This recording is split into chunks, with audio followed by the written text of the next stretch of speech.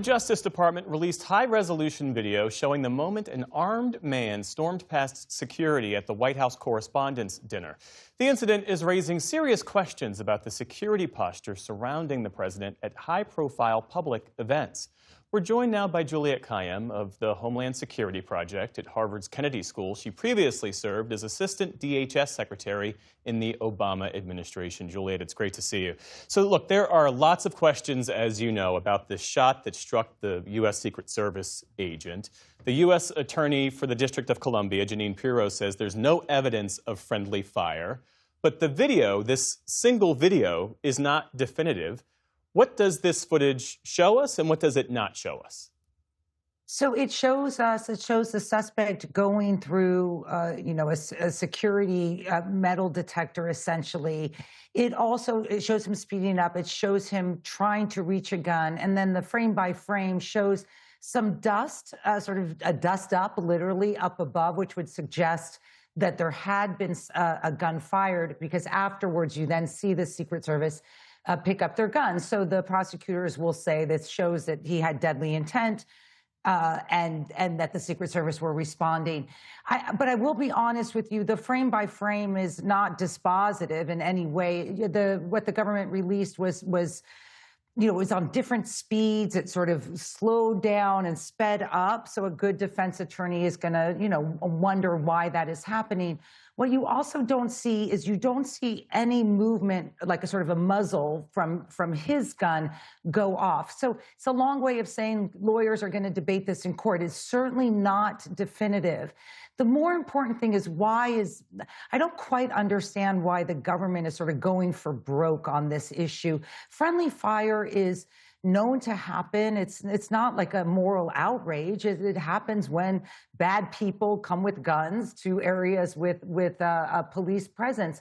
And so I don't quite know why the administration is so stuck on this issue. Even if there were friendly fire, there's still intent to kill the president by the assassin.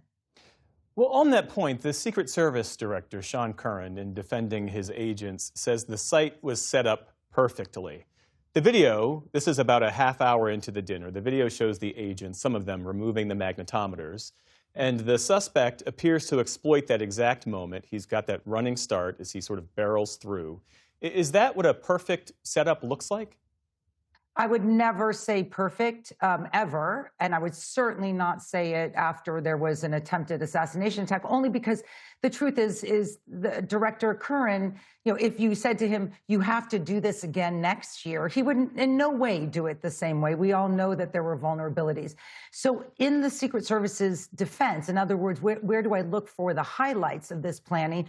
They had a secure zone. That secure zone was never breached. And the president was truly not under any direct threat. They got him out of there in time. So if you look at it from the perspective of the security zone, nothing bad ever happened. Of course, the fear, the shooting and all the badness outside the secure zone, of course, impacts everyone. And so I think the question for Director Curran is sort of, both the sort of what we call the mixed environment, the public and private at a hotel like this. Do you really want to have those for President Trump or any president?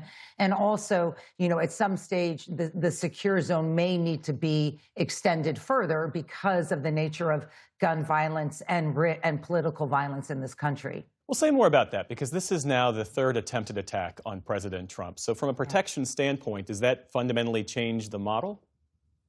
It probably does in one way, which is you're just going to be more conscious and do a lot more planning for the president's non-home sort of when he gets out of the house, out of the White House.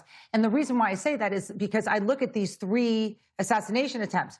One happens in an open-air political rally. The second happens at a private golf course.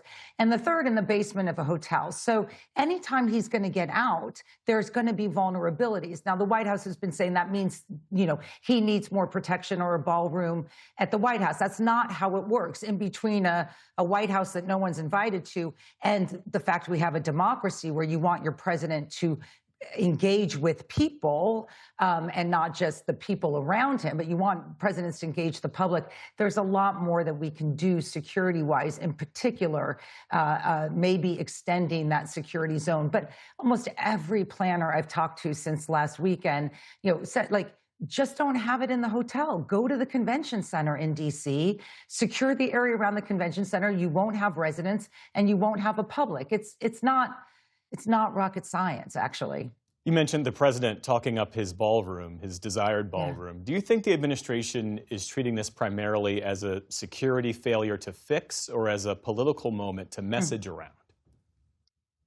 I mean, I was thinking about the past week. I take presidential assassinations seriously, as we all should.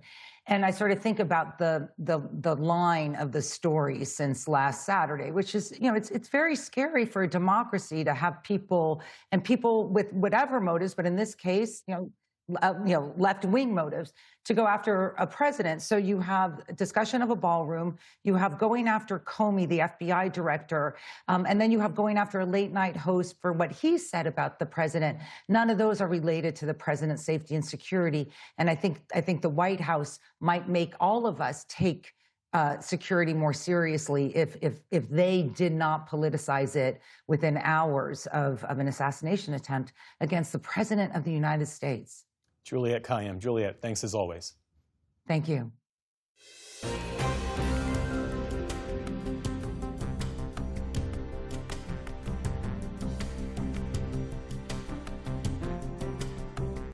Support journalism you trust. Support PBS News.